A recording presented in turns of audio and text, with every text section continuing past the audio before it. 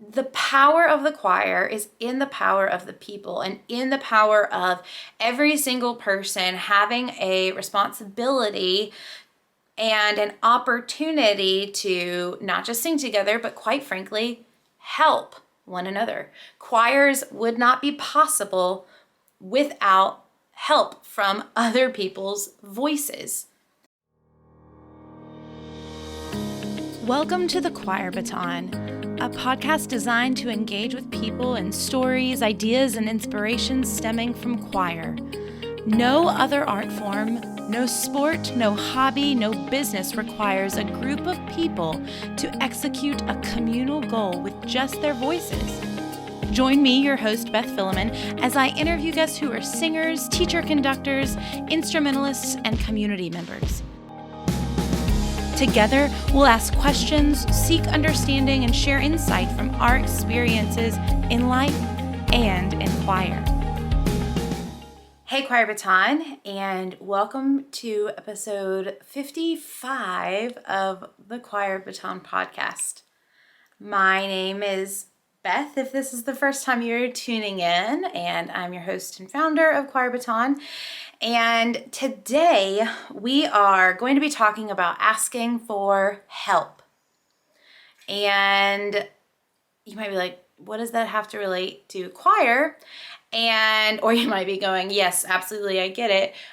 Completely relates to where I'm at right now. I don't know where you fall on that spectrum, but there are several parallels that I want us to think about in regards to this concept of asking for help.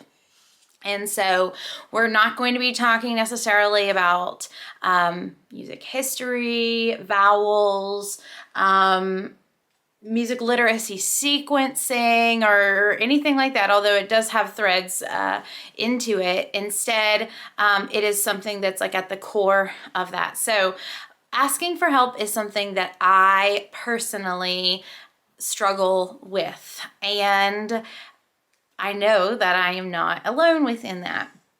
I think times that I have struggled to ask for help the most were when I was running a choir program that, in order for us to do the things that we wanted and I wanted us to be able to do and to grow, I could not do them all on my own. And so I needed to enlist the help of students, and I needed to enlist the help of the adults in the students' lives. And I was pretty okay with asking for students for help because I knew them very well. I kind of knew what their capabilities were, etc. But I didn't always know parents. And I think a lot of teachers have this fear of parents, to be perfectly honest. And the fear resides in the fact that, especially if you don't have kids or are not a parent, you face a lot of times that parents of students will say to you, well, do you have kids? No, you don't understand. That is certainly a common phrase in our society and a stigma about that. So that is first and foremost one of the biggest barriers in our brains to interacting with parents. Also, it is the fact that many times you are a young teacher starting out, and you could even be young enough to be some of the parents' kids, and you're trying to figure out how, as an adult, do I handle this and run this and tell this adult what to do, essentially, and what not to do. And that is a hard line to kind of balance. You know, one day you are having to follow what these adults and authority figures in your life are telling you what to do, whether they are parental guardians or even just like professorial guardians of your education and future development as a teacher. And then all of a sudden, oftentimes in the matter of 24 hours, you are flipped on that. And then you are the ones having to tell people what to do and having to garner what that leadership looks like. And some days, I'm sure you do it really well. And other days, it's like, what in the world is happening? And that is incredibly hard to manage. I know in my own personal experience as a classroom teacher, I have been overly authoritarian in some regards, and then possibly, although I don't know, former students might disagree, but been under, maybe, I don't know, we'll see. You're always trying to follow that tightrope of what kind of leader to be. And I wanted to share a couple personal stories about this and why I think that particularly right now, more than ever as a choir teacher, it is so important for you to be asking for help. And when I say choir teacher, I mean choir teacher of yourself, right? If you're just a singer teaching yourself listening to this, if you are a choir teacher of community choirs, religious choirs, or school choirs as well, anywhere in the spectrum, the importance of asking for help. And I would be remiss if I didn't acknowledge, I do think that at times when I have looked at my male colleagues versus my female colleagues and myself as a female, and I realize I'm recognizing this within the gender binary, and I'm not, I don't know enough to speak about those that identify as non-binary, so I'm not trying to exclude those people from this conversation by any means, but broadly speaking, oftentimes male colleagues are more likely, I do think, to ask for help than female colleagues, and there's a different stigma that is attached to that. Now, I'm curious if some of you have already begun to break out in hives at the thought of what it might be of even like asking for help. You're like tempted to turn this off and be like, I don't want to hear about why I need to be asking for help.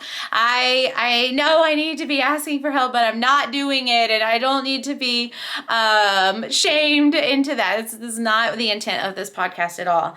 But in fact, to share, what is it about choir that is so special?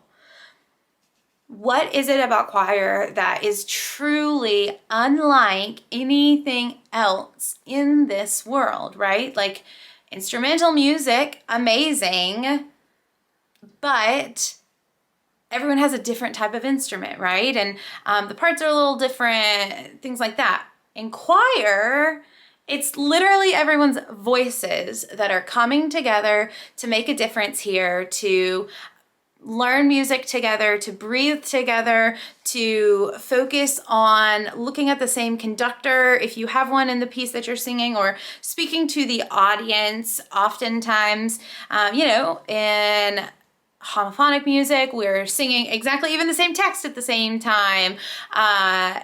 There is this connection to doing something in tandem with one another that is unspeakably powerful.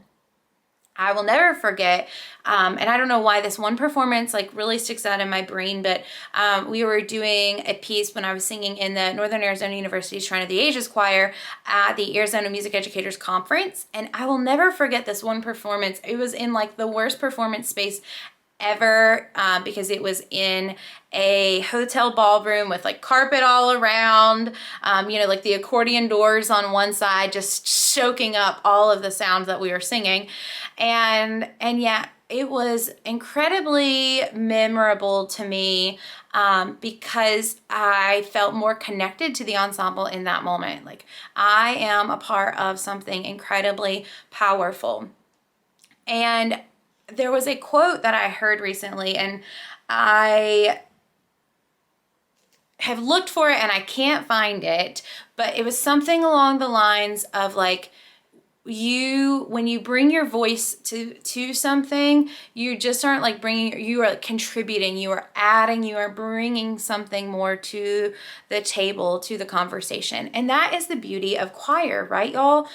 when we can't have a choir, right? Like it's called a duet, or it's called a trio, or a quartet, or a quintet, and like so on and so forth, and whatever number you deem numerable to go from small ensemble to choir is your own.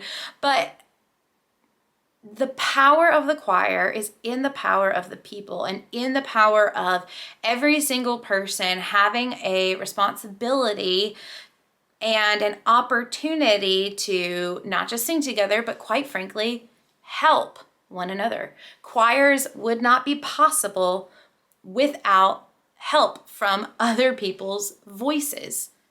So knowing that, loving that, being so grateful to be a part of that, why do we then struggle to ask for help from other people to also build and grow and do something great, right? Is it because there's not a piece of paper that someone has written out notation and lyrics to for us to follow?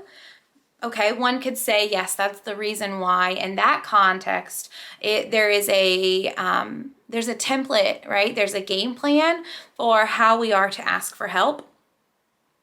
But one could argue that the best music takes the roadmap that the composer has given us and then brings it to life on its own as well.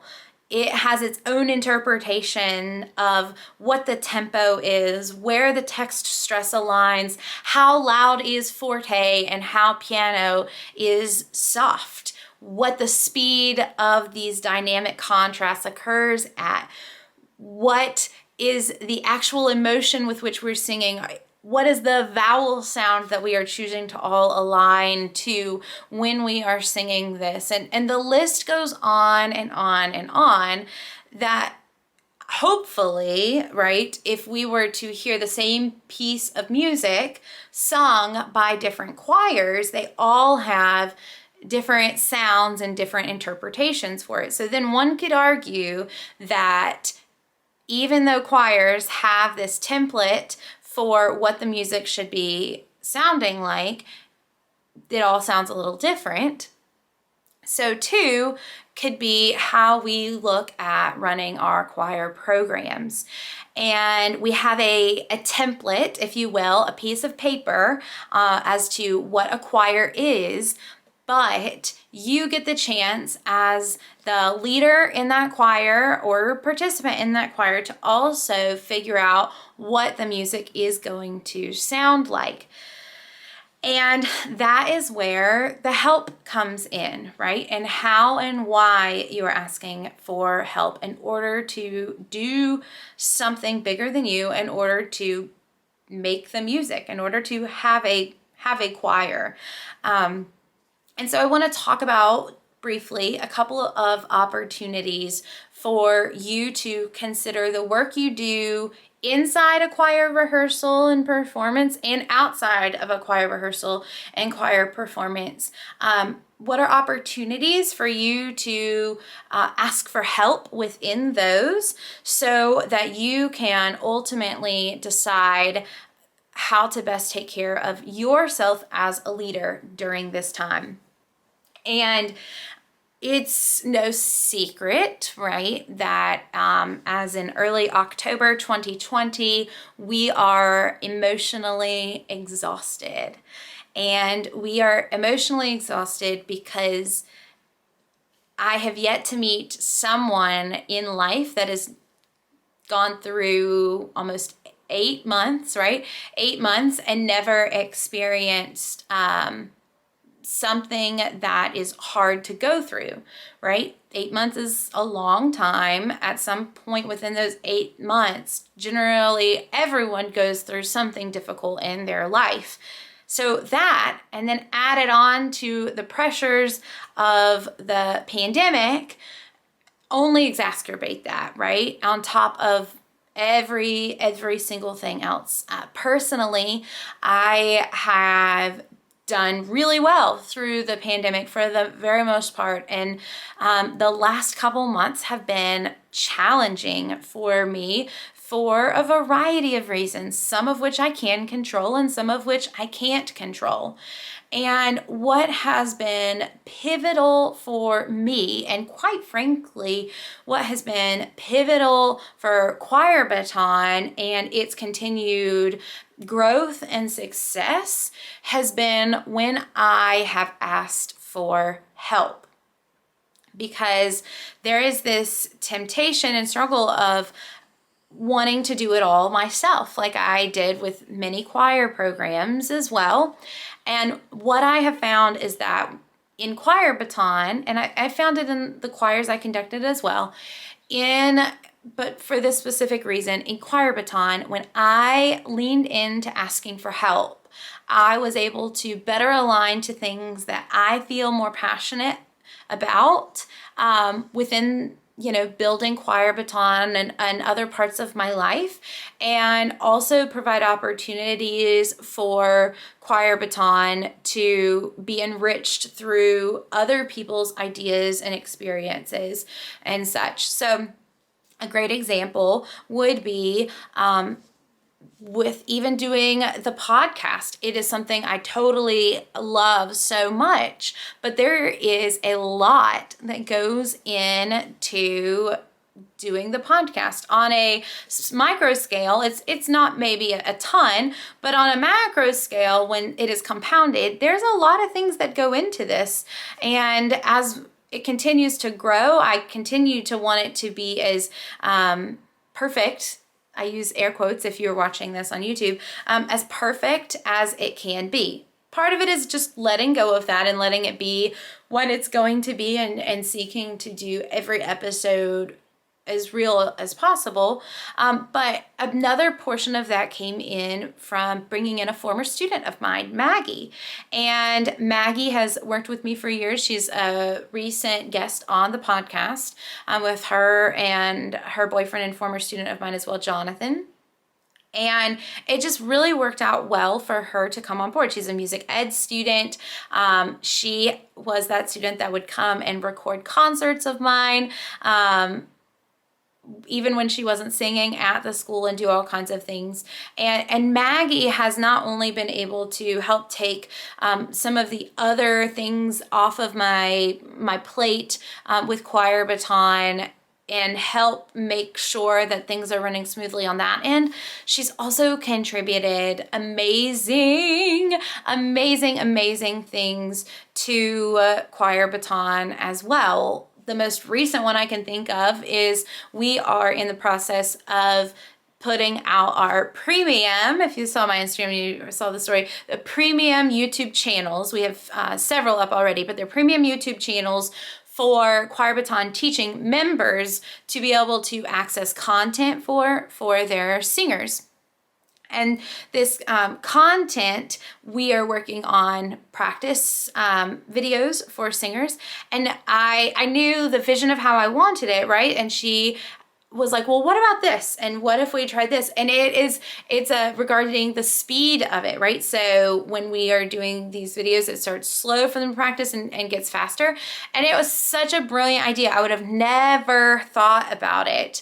And if I didn't have Maggie on board, if I hadn't asked Maggie for help, that would have never happened. And I am so excited for what that will add to students' learning and understanding of oral skills and notation recognition, etc. Massive. Now, using actually even, I wasn't going to say this until later, but I'll go ahead and say it now. Asking for help as teachers. You have to create a ton of content for your singers.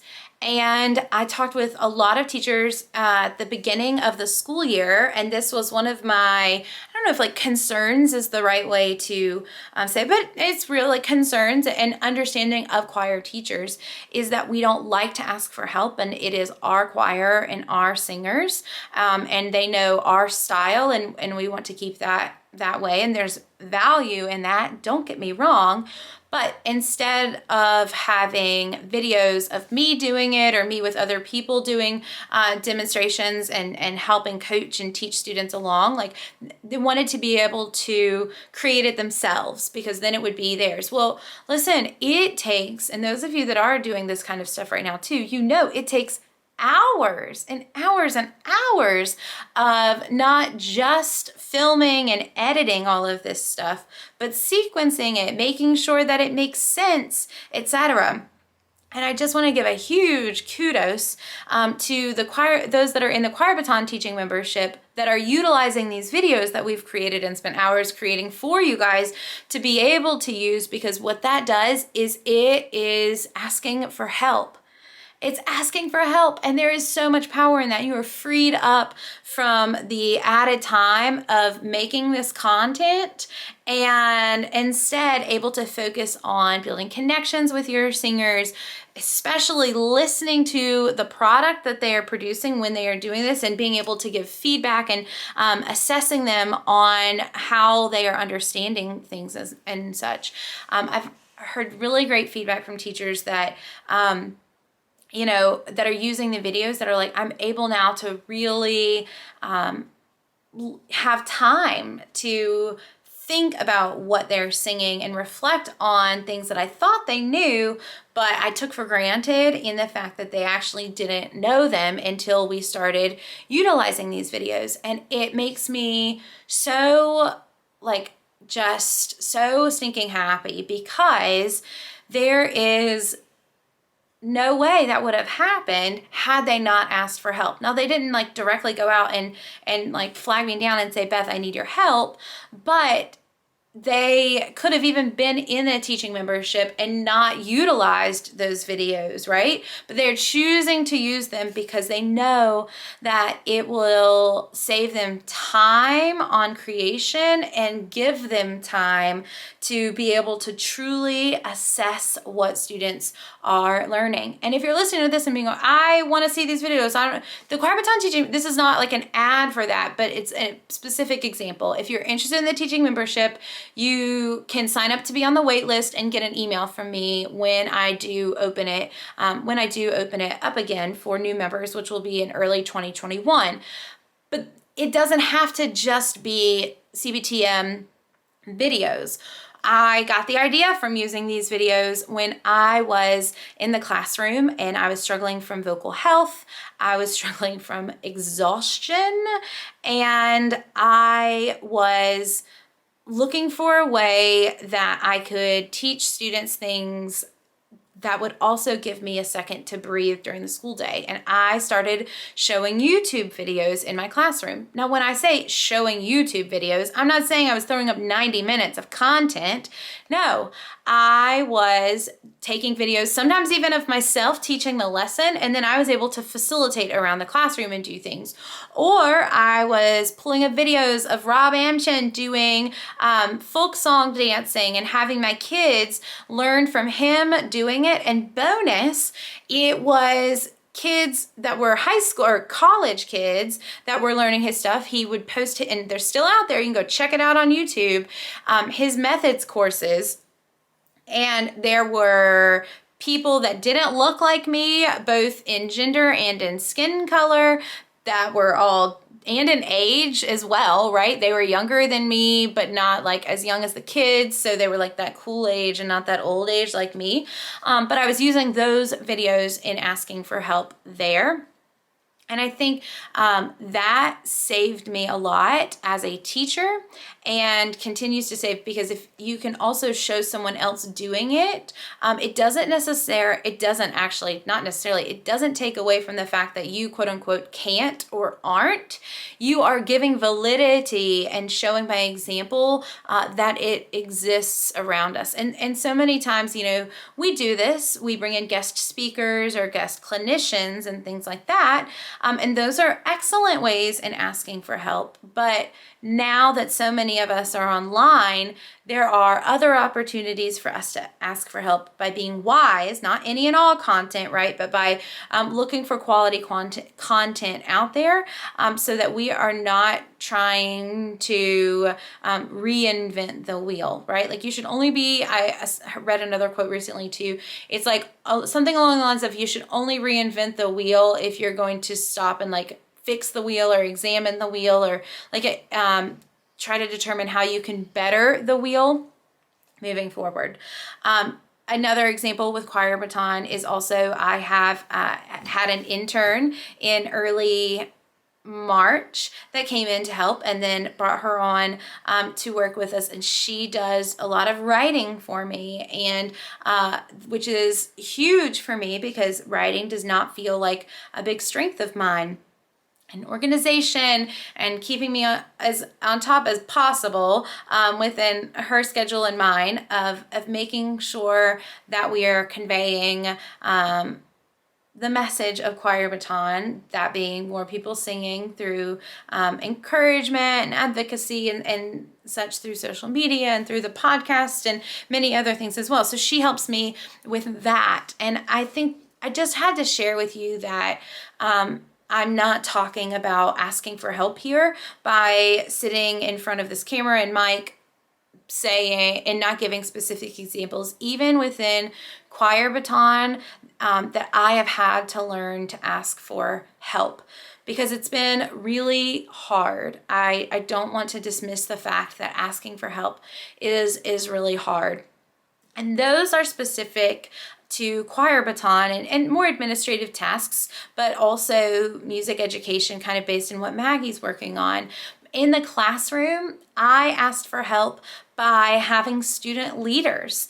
I never took attendance and didn't start body warm-ups. I had student leaders that did that. I had different leaders that took care of different parts of running the program, and they were students that I was training to give them opportunities, even from marketing and advertising and team building and musical things as well, that continue to serve them now as they are later on in their career. And I got that idea particularly through talking with my friend Troy. You can listen, he was in an earlier episode recently where he's, there's the thinking that anything that does not require a music education degree or a music degree is something that I ask for help from someone else to do.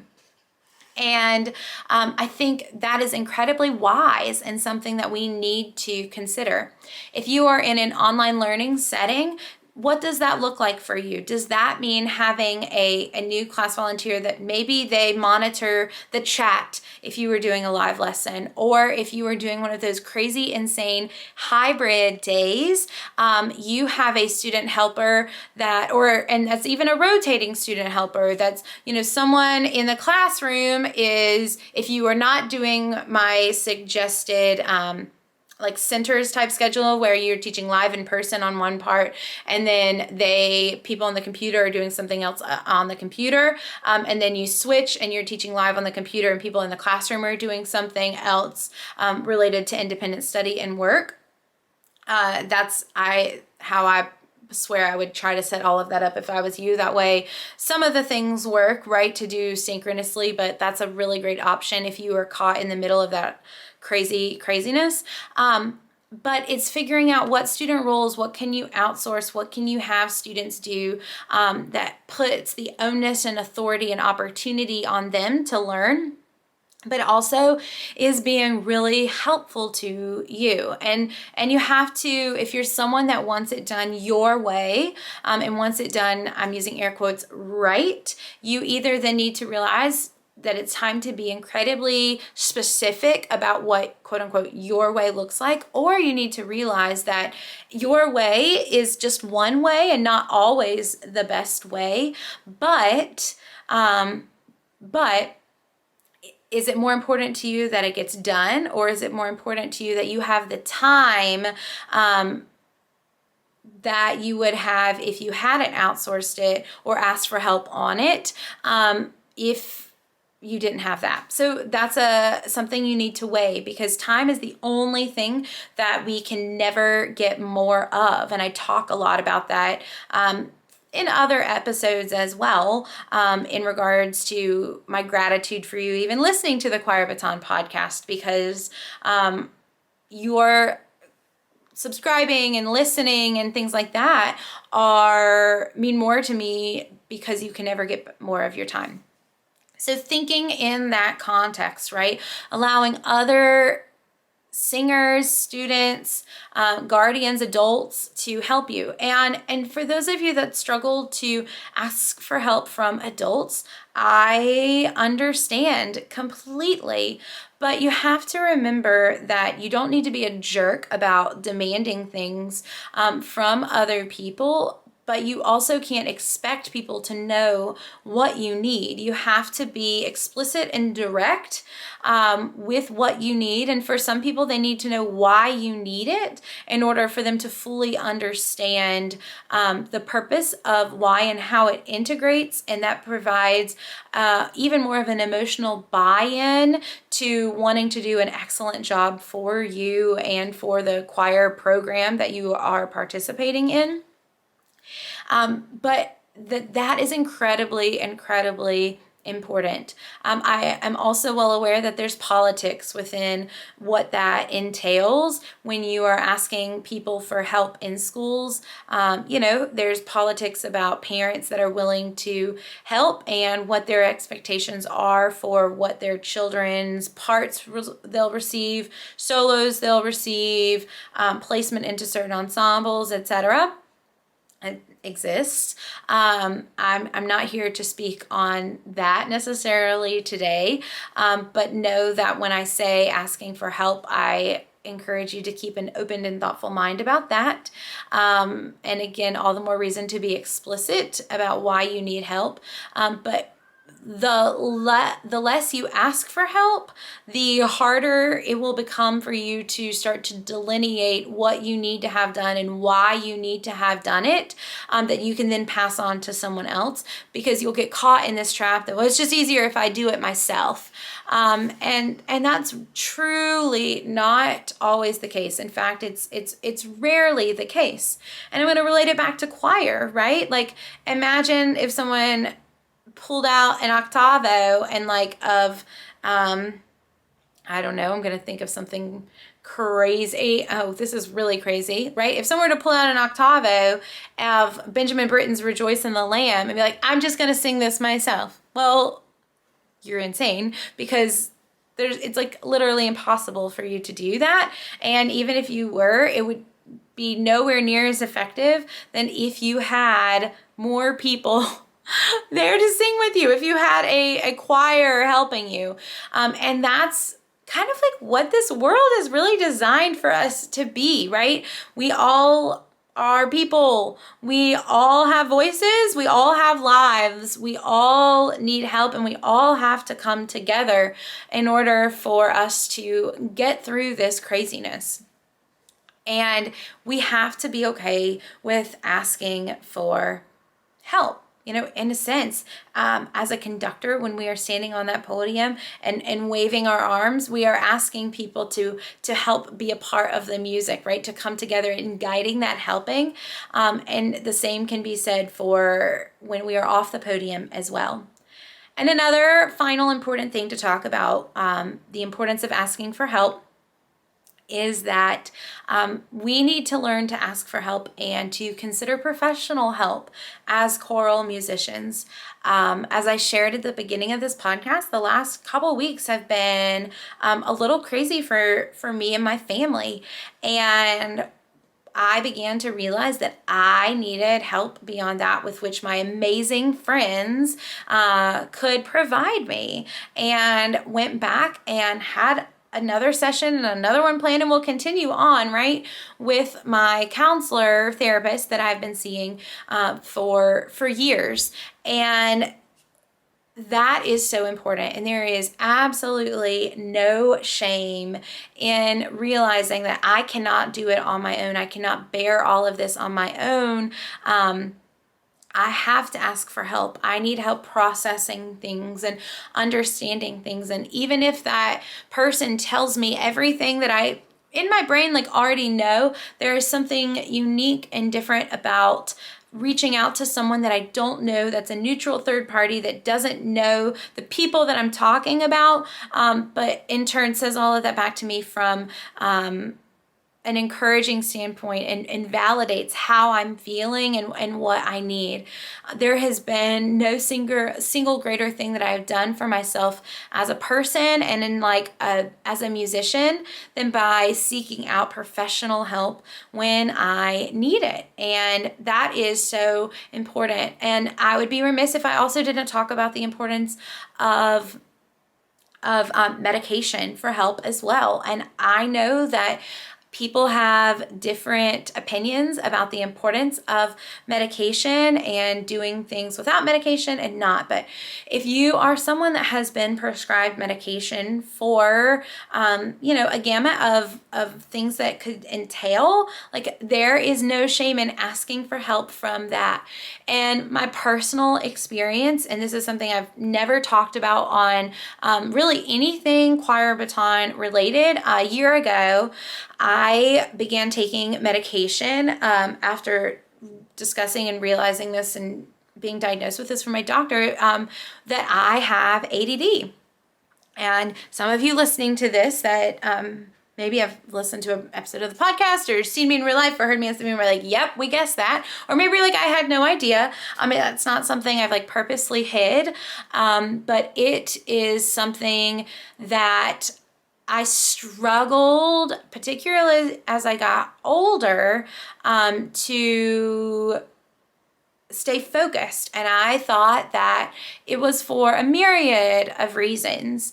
And a lot of it I know is affected to what you eat and how you eat. But as I began cleaning up my diet and being mindful of the sugar that I was eating, I still began to have these certain things that would persist. And I've long since shared my struggle with anxiety and depression and began to do more reading and quite frankly, through conversations with students of mine as well, began to think maybe this is something to consider.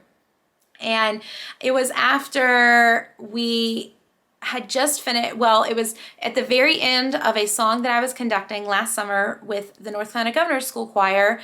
It was very, very, very end, and I believe it was at the end of the Jacob Runstead piece it was at the end of the Dessa piece that is it, is it Hagenberg maybe that conducts it, or Hagen? It's a super cool piece called Look Out Above. And I think that's the title of it. It's really cool.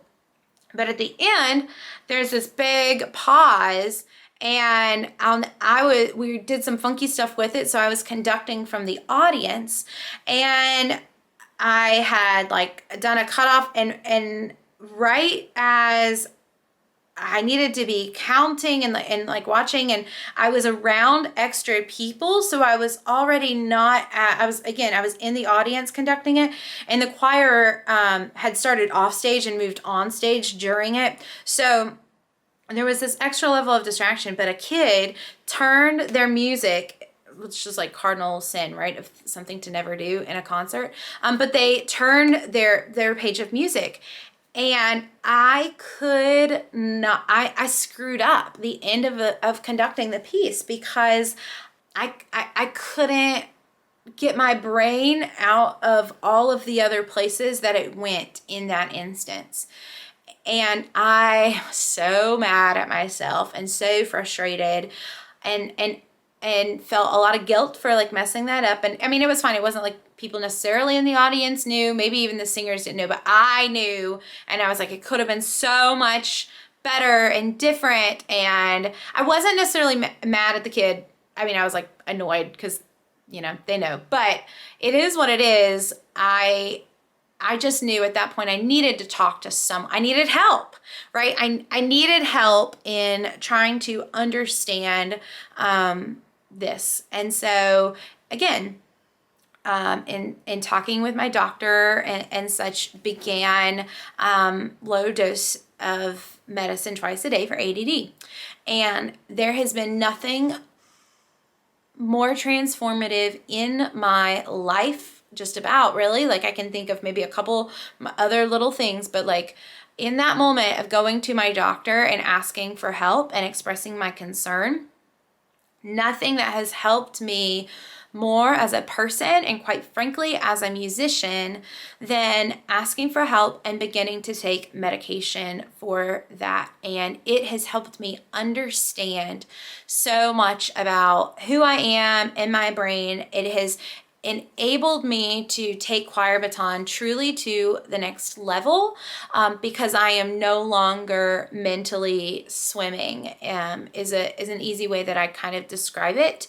And I hesitate to share too much, because I firmly believe that it's important to not self-diagnose yourself off of hearing someone else's experience.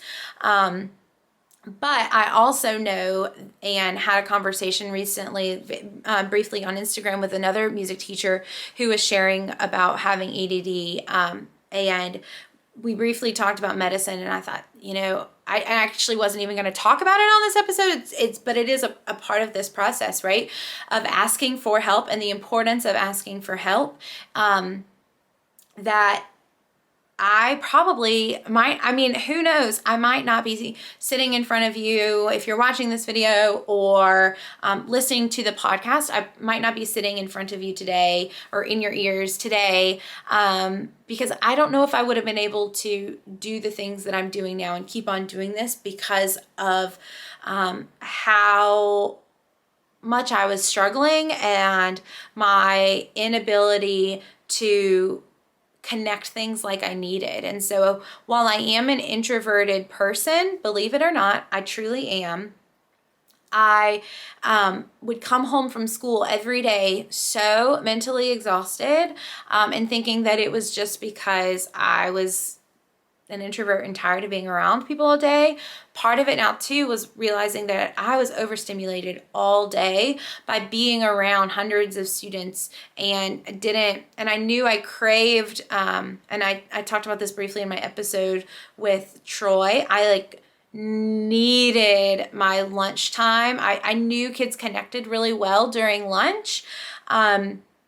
And I wanted them to be able to eat lunch in my room, but I didn't want kids unsupervised in my room. I needed to be watching them. I knew that. And I just couldn't do that. I needed that lunch hour to be alone and to recenter. And now I'm beginning to understand and know why. And that in turn has affected the depression and anxiety that still is a part of my life, right? But has just truly changed it. So a very personal example, but it has also really affected me as a musician and my just so much. But again, I asked for help. I asked for help from a doctor, and I ask for help every time I pick up that medicine bottle in the mornings and midday and take that medicine. And there are times that I want to be like, I don't need that. And go, but I always end up bearing the brunt of that little bitty thing each and every day when I'm asking for help. I don't know what asking for help looks like for you today, y'all. Maybe it is staying on top of medication. Maybe it's drinking your water. Maybe it's eating healthier, and whatever healthier means to you and for you. Maybe asking for help is remembering to do your vocal exercises more every day, like I'm feeling right now, and realizing that I need help with my voice. Maybe asking for help is playing a church service like you did this morning, and realizing that even though you thought you were only playing the piano and you got there and you were expected to play the piano and sing, I could have asked for help from the pastor and said, oh, I thought that you were supposed to be singing and I was just playing. But no. Instead, I tried to muscle through, and it was a struggle muscle to play and sing, because that's not like I had practiced with the short notice, because the director was sick with that notice. But I look back on that, I'm like, man, I really could have asked for help there, and it would have been fine and probably would have been been better if I just asked the pastor to sing like I knew he could have and like I thought was the plan. But no, I tried to be super person and play and sing, even though that's not like I had practiced. Maybe asking help for you is looking for content out there on the internet that you did not create and bringing that into your classroom and realizing that it might be different, but so long as it's sequential and pedagogically sound and appropriate and everything for your singers, that is appropriate. Maybe asking for help is turning to an adult church choir member and saying, hey, would you be willing to put together this group Zoom night and get together? Because I'm working on recording music for Sunday services, but I really want us to connect. So can you put that together and I'll come and be a part of that? Maybe asking for help is... I was gonna say you could like Google something and research something instead of just, that's asking for help. I will say maybe don't like arbitrarily throw out random questions in Facebook groups that you haven't researched or thought through on yourself. I will say that is maybe a little, doesn't necessarily fall within that ask for help thing. I hope you're laughing at this because you know what I'm thinking about. I hope you know what I'm saying. Maybe asking for help is when you are exhausted and trying to figure out how to just even show up and be on camera for your singers in the black boxes that you keep singing or seeing. Maybe asking for help is just being real with your singers at that point and where you're at. There's so many different ways that we avoid asking for help as people, but especially as musicians, and especially if you're a choir conductor listening to this, especially as a choir conductor. But y'all, the music, the beauty of choir comes in the fact that we're all helping each other to make the music. And as a conductor and as a person, we have to remember that that's where the music of our lives happens. As corny as that is to say, and as corny as that sounds, it's really true. That's where the sound happens. That's where the emotion happens. That's where the music happens, right? Is when we come together with other people and really realize that they bring something to the table that can help us. And likewise, we can help them. You never know how you are helping someone else by asking them to help you. And if they can't do what you're asking for, then that's on them to say that they can't and to know themselves. We have to trust people in that. And if someone asks you for help and you are not in a place where you can help them, I encourage you to help them by saying you can't help them, and so on and so forth. But we've got to get rid of thinking that 4-letter word, H-E-L-P, is a bad word, particularly as musicians and particularly as choral musicians, because ultimately that is what our art form is founded upon, is helping one another. Hey guys, I hope that you appreciated, enjoyed, you got something out of this Choir Baton podcast episode. Speaking from my heart today in early October 2020. We have some amazing podcast guests coming up for you in the next couple weeks. I'm so excited for you to hear from them. And I really appreciate your support of listening to the Choir Baton podcast. If you have not yet checked out our YouTube page, I totally encourage you to do that. You will find all different kinds of videos, the actual videos of the podcasts that we have. You can watch me if I am just doing it by myself, or the group if they are doing it. You can watch us out there for the last 10, 15, 20 or so episodes. We have the videos out there, or you can just listen to the previous ones that we don't have the recorded videos for.